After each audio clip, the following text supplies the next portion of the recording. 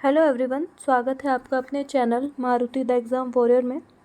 आज हम बात करेंगे जेएलओ एग्ज़ाम के सिलेबस, नेगेटिव मार्किंग और वर्क प्रोफाइल और सैलरी से रिलेटेड सभी टॉपिक्स की।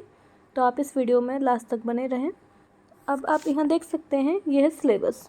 ठीक है, सबको पता है कि जो सिलेबस है उसमें 4 सब्जेक्ट्स आते हैं और वो 4 सब्जेक्ट कौन कौन से हैं, कितने मार्क्स के आते हैं, कितने ड्यूरेशन का ये पेपर होगा, हम सारी बातें करेंगे। तो पहला पेपर जो होता है वो कॉन्स्टिट्यूशन का होता है, जिसमें fundamental right, DPSP, writs, high court, supreme court, attorney general से रिलेटेड टॉपिक आते हैं। पढ़नी तो आपने पूरी कॉन्स्टिट्यूशन ही है, पर जो ज़्यादा फोकस करना है वो इन टॉपिक्स पे करना है। ठीक है, अब हम बात करें ये कितने मार्क्स का आएगा, तो ये 50 मार्क्स का आता है और इसमें जो क्वेश्चंस आएंगे वो 150 क्वेश्चन आएंगे। ठीक है, अब हम बात करते हैं सेकंड सब्जेक्ट की, तो वो है सीपीसी और सीआरपीसी। ठीक है, इसके भी 50 मार्क्स के ही आएंगे और 150 क्वेश्चन होंगे। ठीक है, और आपको इन पेपर को सॉल्व करने के लिए मिलेंगे 3 घंटे। ठीक है,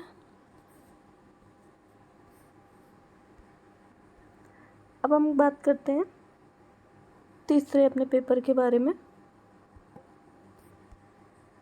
जो कि है evidence act, limitation, interpretation, drafting and convincing. ठीक है, ये 50 नंबर के आएंगे, वही 150 क्वेश्चन। मतलब जितने भी आपके पेपर होंगे वो 150 क्वेश्चन के ही होंगे। 3 घंटे का टाइम आपको मिलेगा एक पेपर को सॉल्व करने में और 50 नंबर का ये एक पेपर होगा।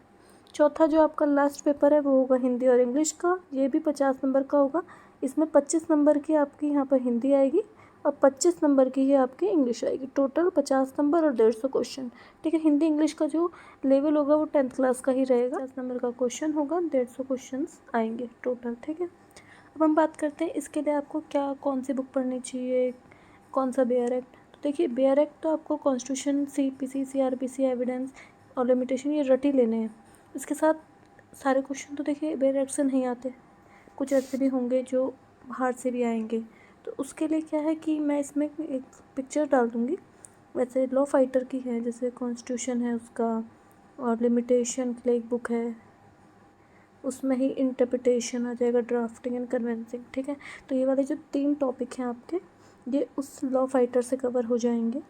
एविडेंस के लिए आप बेयर एक्ट ले सकते हैं और अगर आपको टाइम हो और अच्छा लगे तो आप लॉ फाइटर ले सकते हैं। ठीक है, ये पूरा एक पेपर कॉन्स्टिट्यूशन का ही आना है, जिसकी वजह से आप कॉन्स्टिट्यूशन का भी लॉ फाइटर ले लीजिएगा। तो उससे क्या होगा कि आपको प्रॉब्लम नहीं होगी कुछ भी। देखिए, ये है कॉन्स्टिट्यूशन की लॉ फाइटर, जिसके बारे में मैंने आपको बताया था। इससे आपको जो आपके जितने भी वेरियस टॉपिक्स हैं वो सब कवर हो जाएंगे। इसमें केस लॉज भी मिल जाएंगे, आपको अमेंडमेंट भी मिल जाएगी, और जो क्वेश्चंस बाहर से आते हैं, जैसे कौन से संविधान से क्या लिया गया है, ठीक है, ऐसे रिलेटेड जो क्वेश्चंस हैं वो भी आपको इसमें सारे कवर हो जाएंगे। उसको आपको अलग से किसी बुक से पढ़ने की ज़रूरत नहीं पड़ेगी। दूसरी बात करते हैं हम, एक लॉ फाइटर और है जिसमें आपको लिमिटेशन, इंटरप्रिटेशन, ड्राफ्टिंग वाला जो पार्ट है वो पूरा मिल जाएगा। इसमें आपको कुछ क्वेश्चंस इंपॉर्टेंट मिल जाएंगे और इसमें लास्ट में सॉल्व करने के लिए आपके पास क्वेश्चन पेपर भी होगा, ऑब्जेक्टिव टाइप क्वेश्चन भी इसमें मिल जाएंगे आपको। तो ये आपको अच्छे से रीड कर लेना है। सीपीसी और सीआरपीसी आपको जो बेयर एक्ट है उसी से कवर करनी है, उससे बाहर नहीं आएगा। और एक्स्ट्रा पढ़ने के लिए आप ये लॉ फाइटर की बुक अगर आपके पास टाइम हो तो लेनी है। सबसे पहले आपको फोकस किस पे करना है, अपने बेयर एक्ट पे ही फोकस करना है। ठीक है, और नेगेटिव मार्किंग का आप ध्यान में रखिए कि होगी ही होगी, और नहीं होती है तो बहुत अच्छी बात है, वो आपको बर्डन। इसलिए जब भी आप वहाँ जाएँ तो आपको क्या करना है कि आप सबसे पहले वहाँ जो इंस्ट्रक्शन होते हैं फर्स्ट पेज पे उसको रीड करना है। उसमें लिखा होगा कि नेगेटिव मार्किंग है या नहीं है। अब हम बात करते हैं इसमें नेगेटिव मार्किंग की। देखिए, इस बार के नोटिफिकेशन में कहीं दिया हुआ तो नहीं है कि नेगेटिव मार्किंग होगी या नहीं होगी, पर जो पिछले बार एग्ज़ाम हुआ था उसमें 1/3 की नेगेटिव मार्किंग थी। यहाँ पर आराम से देख सकते हैं, 1/3 की नेगेटिव मार्किंग पिछले बार थी। उसका जो नोटिफिकेशन था उसमें भी नेगेटिव मार्किंग के बारे में ऐसा कुछ नहीं दिया था। तो आप अपने माइंड में एक रख के चलिए कि 1/3 नेगेटिव मार्किंग तो आपको मिलेगी ही मिलेगी। ठीक है, अब जैसा कि आप यहाँ देख सकते हैं, हम बात करेंगे जेएलओ की वर्क प्रोफाइल के बारे में और उसकी सैलरी के बारे में। ठीक है। तो इसकी जो वर्क प्रोफाइल होती है, जैसे आपको पता है जज क्या काम करता है, एपीयू क्या काम करता है, जैसे हम सरकारी वकील भी बोलते हैं, वैसे ही जेएलओ होता है जिसकी फुल फॉर्म है जूनियर लीगल ऑफिसर। ठीक है। ये कोई जाके प्लीडिंग नहीं करता है जैसे एपीओ करता है ना, सरकारी वकील होता है वो सरकार का पक्ष रखता है, ऐसे ये जेएलओ का कोई काम नहीं होता है। इसका जो पोस्टिंग होती है वो वेरियस डिपार्टमेंट्स में लॉ ऑफिसर के रूप में की जाती है।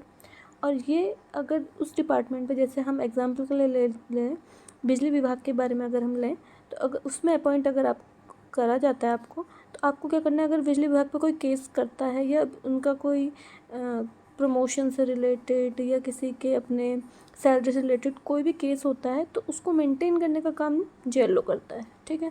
वो सारी उसकी फ़ाइल को मेंटेन करेगा, कौन से कागज़ लगने हैं, कब सामान आएगा, कब जाएगा, उस सब की डिटेलिंग किसके पास, जेएलओ के पास रहती है। वो उसको अपडेट करता है इनकी साइट पे। ठीक है।